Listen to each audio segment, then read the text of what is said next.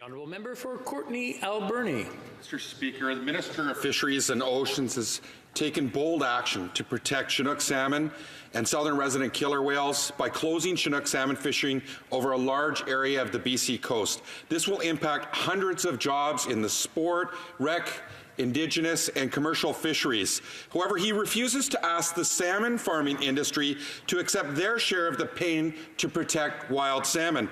How can the Minister of Fisheries and Oceans ask Canadians to risk their livelihoods while allowing foreign-run salmon farming companies to transfer fish infected with a virus reported to kill Chinook salmon into farms throughout the southern half of British Columbia?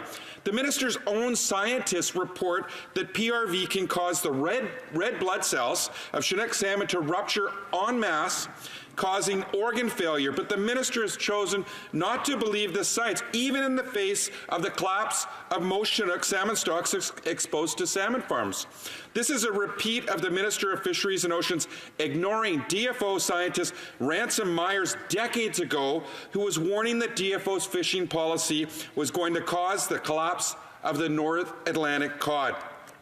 Public research conducted in BC shows that wild salmon exposed to salmon farms are significantly more infected with PRV than wild salmon in the more northern reaches of the province, where First Nations and others made sure no salmon farms were allowed. And just like the current candidate for Nanaimo Ladysmith for the NDP, Bob Chamberlain, has been asking for, is for those farms to be removed off of the east coast of Vancouver Island.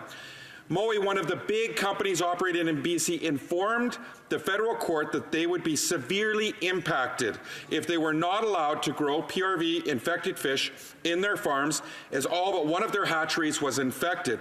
The Fisheries General Regulations, Section 56, states that fish infected with a disease agent are prohibited from transfer into BC marine waters. The courts view PRV as a disease agent as a result of the research that has been published. By not screening farm salmon for PRV, Mr. Speaker, the minister ensures that he doesn't know if they are infected, and thus he is issuing transfer permits in absence of information that may be critical to Chinook salmon, British Columbians, and in the fishing industry and the southern resident killer whales. The minister has offered his opinion that PRV is not a threat to wild salmon. However, his opinion is not above the law. The 2015 federal court ruling remains unacknowledged, and the 2018 decision gave the minister until June 4th to revise his policy not to screen for PRV and to bring it into compliance with the law. Why at this time, when wild salmon stocks are increasingly listed as species at risk, is the minister refusing to use and apply the precautionary principle to restore wild salmon to the benefit of all British Columbians? The state of Washington recently began screening farm salmon for PRV, and in 2018 halted 1.6 million infected young farm salmon from entering ocean pens in Puget Sound to protect wild salmon. There is no reason not to screen farm salmon for PRV except to protect corporate interests. However, following the law would provide the industry with incentive to rid their livestock of this virus. We have questions, Mr. Speaker, and I hope the government can answer them.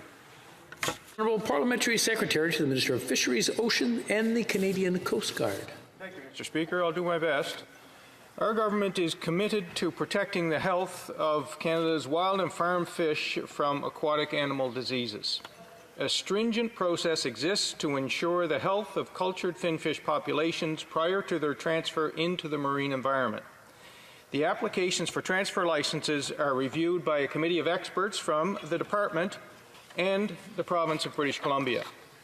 All transfers of aquaculture fish must also comply with requirements of the National Aquatic Animal Health Program, which aims to prevent the introduction and spread of disease in Canada and which is co-delivered by the Canadian Food Inspection Agency and Fisheries and Oceans Canada. Our government is re-evaluating its decision of not testing for PRV prior to transferring smolts into aquaculture marine grow-out facilities under Section 56 of the Fishery General Regulations. We will complete this review by June 4th, 2019. This work is currently underway considering the latest scientific assessments of this virus. Our government understands that a strong science-based approach to regulating the aquaculture industry is essential, and that is why we have and will continue to conduct extensive research to inform our policies and regulations.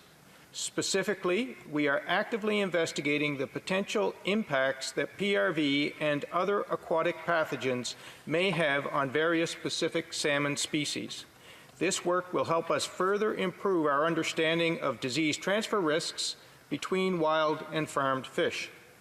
In the near future, we will also clearly outline and explain how decisions on aquaculture are made, including how the precautionary approach is applied scientifically for aquaculture decision-making when there is scientific uncertainty.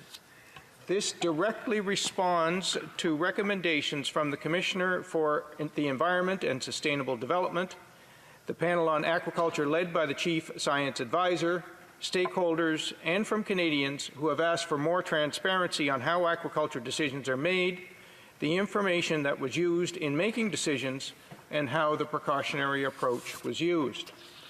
The framework for aquaculture risk management will outline a stepwise process to be followed and includes a commitment to publishing decisions, policies, and the scientific advice that was received in support of aquaculture decisions. Our government is advancing this initiative in partnership with Indigenous peoples, provincial governments, the public, industry, and environmental groups. In December of 2018, the Minister announced a new area-based aquaculture management pilot project.